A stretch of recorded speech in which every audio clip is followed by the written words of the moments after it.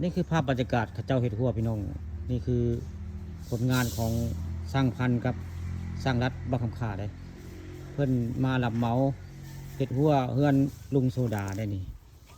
ช่องหนึงกะรวมแล้วเปอร์เซ็นต์พี่น้องรวมทั้งของได้ค่าแรงไว้ง่ายมัน1,800พี่น้องนี่ใครอยากเห็ดหัวอ้อมเพื่อมซานกะติดต่อเพิ่นได้นี่สร้างพันธุ์กับสร้างรัฐเบอร์ยังก็เบอร์ยังก็เบอร์โทรศัพท์เบอร์ของเจ้าหันหาภายในแผ่นเพจกับเจ้าอยากจ้างเนาะเบอร์ยัง09033033เนาะ46575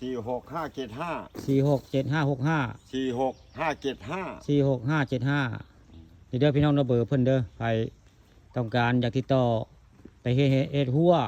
เพื่อนหัวซานได้นี่ผีมือคักได้นี่สร้างพันธุ์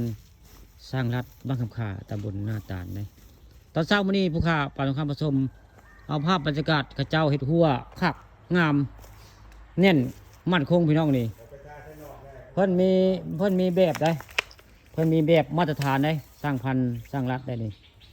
สร้างของบ้านคำขาตำบลหน้าตาลอำเภอเต่างอยได้นี่เฮ็ดแล้วได้เฮ็ดแล้วได้ตัวมันแล้วนี่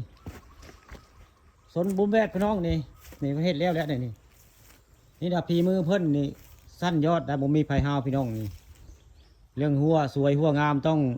สร้างรัฐสร้างพันธุ์บ้านคำขาตำบลนาตาลได้ใครอยากจ้างเพิ่นกะตามเบอร์โทรนี่พี่น้องเด้อตามเบอร์โทรนี่แหละนี่ช่องหนึงกว้างเท่าไรก็2.50 เนาะไอ้บ่สร้างรัฐห้องหนึง2.50 ห้องกว้างเนาะเพิ่นว่า2.50ได้พี่น้องเอ้ย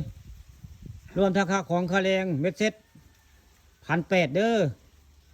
เป็นภายจะเฮ็ดหัวมาตรฐานมั่นคงต้องติดต่อสร้างรัฐสร้างพันธุ์บ้านคำค่าตำบลนาตาลเฮ็ดคักเฮ็ดงามมั่นคงต้องสร้างรัฐสร้างพันธุ์บ้านคำค่าตำบลนาตาลคักบรรยากาศเพิ่นเฮ็ดหัว